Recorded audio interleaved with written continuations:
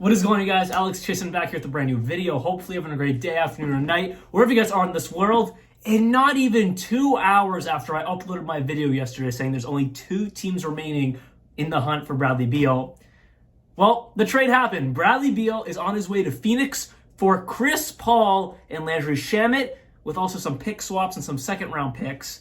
And in my video yesterday, I'll play it right now, I didn't even think this deal was possible. If they can finagle a way to send Chris Paul and Landry Shamet instead of DeAndre Ayton, that'd be one of the biggest W's in NBA history. I just don't see a world, no matter how low the Wizards have to sell Bradley Beal, where they would be content with just getting back Chris Paul and Landry Shamet. Like I said in my video yesterday, I see no way this trade would happen. No matter how low the Wizards would have to sell, I see no way they would do Chris Paul and Landry Shamet. Well, that became a reality, and yes, the Wizards are getting Chris Paul and Landry Shamet, but really just Landry Shamet with some picks, some second-round picks, and pick swaps. Because they're going to try to offload Chris Paul. I'm hearing that Los Angeles Clippers, the Lakers, one of the LA teams. So realistically, it's for second-round picks, a few pick swaps, and Landry Shamet. Yeah, talk about getting absolutely finagled if you were the Washington Wizards. But it's not their fault. Bradley Beal had the no-trade clause. He wanted to go to Phoenix. We'll talk about Phoenix in a second, but I just really want to stick with Washington because it's really not their fault. Bradley Beal held all the power with his no-trade clause. He wanted to go to Phoenix. He wanted to play, I'm assuming, with DeAndre Ayton and not have to give up him because, like I said yesterday, they'd have no center on their roster. Bismack Biyombo is the only current center if they give up DeAndre Ayton, but Bismack Biyombo would have been a free agent, so they literally had no center on the roster. I would not be surprised if this was the last no-trade clause we saw in the entire NBA for a very long time, if not the history of the NBA. Bradley Beal's no-trade clause allowed this trade to be so bad, the return for Bradley Beal to be so bad, hindering the Wizards for years to come, no question. I would not be surprised if we never see a no-trade clause again in the NBA. The only guys currently under contract coming into this offseason is Kevin Durant, Bradley Beal, of course, Devin Booker, DeAndre Ayton, Cam Payne, and Ish Wainwright.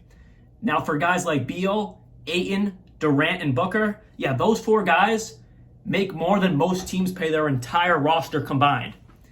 And now with the incoming new CBA, it's going to be extremely challenging for them to fill out this roster with capable and valuable role players. That's going to be a huge task for Matt Ishiba, the new owner of the Phoenix Suns, and that entire organization to really figure out.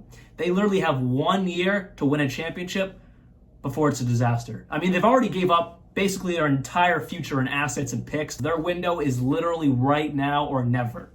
Because once this year comes and goes, they're going to have no way to fill out the rest of the roster. Bradley Beal is still going to have a no-trade clause. So if you want to dump him off, you're going to have to do exactly what the Wizards just did, trade him for absolutely nothing. Or if you're going to have to move Kevin Durant, whatever you're going to do, maybe Devin Booker, DeAndre Ayton is the most likely person to get moved eventually out of any of them because there's already rifts between him and the roster. Going back to the beginning of last season, he wanted to go to Indiana last offseason, but no, the Phoenix Suns matched it.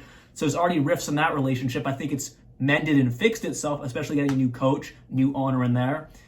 But still, I think it's a mess in Phoenix, honestly. It's a right now move. I mean, I get it. Matt Ishiba wants to win now. You got KD, D-Book, Ayton, now you're bringing in Beal.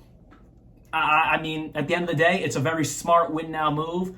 But the new CBA and the second tax apron now is going to absolutely murder this roster for the future. So if you don't win a championship this coming season, I don't know what they're going to do.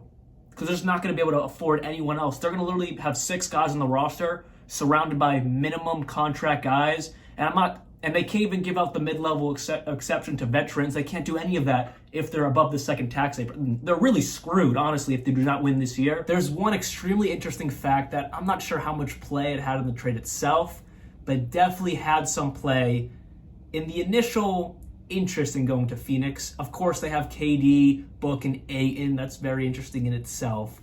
But this makes it even more interesting if you're Bradley Beal, and specifically for Bradley Beal's agent, Mark Bartelstein.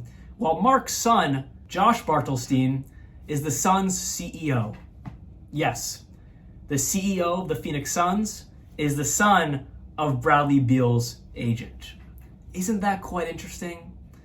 I think that's very interesting. Now, he is not the general manager or the president of basketball operations. That is James Jones. He has been there for quite some time now. But the CEO, he definitely has something to do with the trades that go down, managing the money. I don't know exactly what he does because each individual company and team is different.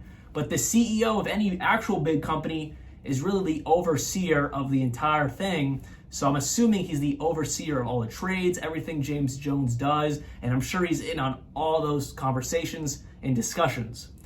So basically, if they're negotiating a trade with the Washington Wizards and Bradley Beal and his agent, that's quite interesting to me. With that said, that's all I have for you guys today. I did not expect to make 3 Bradley Beal videos in the matter of 5 or 6 days, but hey, it's the NBA offseason and anything can happen, and I love every single moment of it. The draft is coming up very soon. That's going to be a really fun time as well. Hope you guys did enjoy this video. I'll see you guys very soon, and like always, peace out.